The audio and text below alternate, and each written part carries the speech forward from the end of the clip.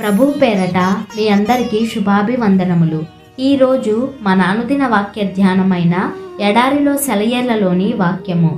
ఆ రాత్రియే యెహోవా అతనికి ఇస్సాకు ప్రత్యక్షమాయెను.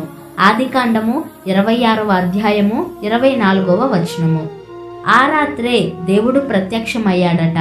బెర్షెబాకు వెళ్ళిన రాత్రే ఇలా ప్రత్యక్షమవ్వడం ఏదో యథాలాపంగా జరిగిందనుకుంటున్నారా? ఆ రాత్రి కాకపోతే ఏదో ఒక రాత్రి ప్రత్యక్షం జరిగేదేననుకుంటున్నారా? పొరపాటు. బెర్షెబా చేరిన రాత్రే ఇస్సాకుకి దర్శనం ఎందుకొచ్చింది? ఎందుకంటే విశ్రాంతి పొందింది ఇస్సాకు ఆ రాత్రే. అప్పటిదాకా ఆ ప్రదేశంలో అతడికి ఎన్నెన్నో చిరాకులు కలిగినాయి. బావి గురించి దెబ్బలాటల్లాంటి చిన్న చిన్న చిరాకులు వచ్చినాయి. చిన్న చిన్న విషయాల గురించి పోట్లాటలంత చిరాకు మరేదీ లేదు. ముఖ్యంగా ఇలాంటివి ఒకదాని వెంట ఒకటి పోగవుతూ ఉంటే అది మరీ చిరాకు. ఇస్సాకుకి ఇది అనుభవంలోకి వచ్చింది. పోట్లాట తీరకపోయినా ఇక ఆ ప్రదేశంలో ఉండడానికి మనస్సొప్పదు. అక్కడి నుండి వెళ్ళిపోవాలని నిర్ణయించాడు.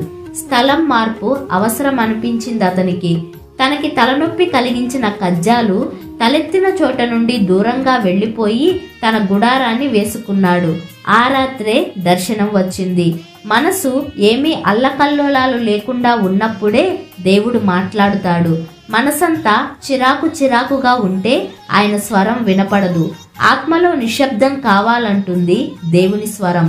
ఆత్మ నలుమూలలా నెమ్మది పరుచుకున్న తరువాతే దేవుని సన్నిధి ఇస్సాకు చెవులకు సోకింది. నిశ్చలమైన ఆకాశమే నక్షత్రాలు కనిపించే ఆకాశం. ఊరక నిలుచుండి చూడు. ఈ మాటలనెప్పుడైనా నీ హృదయాన్ని ధ్యానించిందా? ఆందోళన చెందియున్న వేళ నీ ప్రార్థనలకు వచ్చే జవాబు కూడా నీకు వినిపించదు. ప్రార్థన చేసిన తరువాత చాలా కాలానికి జవాబు వచ్చినట్టు నీకెప్పుడు అనిపించలేదా? బాధతో నువ్వు పెట్టిన పొలికేకకి కలిగిన భూకంపంలో, ఉరుములో, రాచుకున్న అగ్నిలో నీకు జవాబు రాలేదు. నీ ఆక్రందనలు అంతమయ్యాక, నిశ్శబ్దం అలుముకున్నాక, నువ్వు తలుపు తట్టడం చాలించుకున్నాక, ఇతరుల గురించిన నీ ఆవేదనలో నీకు కలిగిన దుఃఖాన్ని నువ్వు మరచిపోయిన తరువాత నువ్వెప్పుడో ఎదురు చూసిన జవాబు వస్తుంది. ఓ హృదయమా, నువ్వు కోరుకున్నది నీకు దక్కాలంటే ముందు ప్రశాంతంగా విశ్రమించాలి. నీ వ్యక్తిగతమైన బాధల మూలంగా దడదడా కొట్టుకునే నీ గుండె చప్పుళ్లను ముందు అదుపులో పెట్టుకో. నీ జీవితంలో రేగిన తుఫానును మర్చిపోయి నీ తోటి వారందరికీ కలుగుతున్న కష్టాలను గురించి పట్టించుకో. ఆ రాత్రే దేవుడు నీకు ప్రత్యక్షమవుతాడు.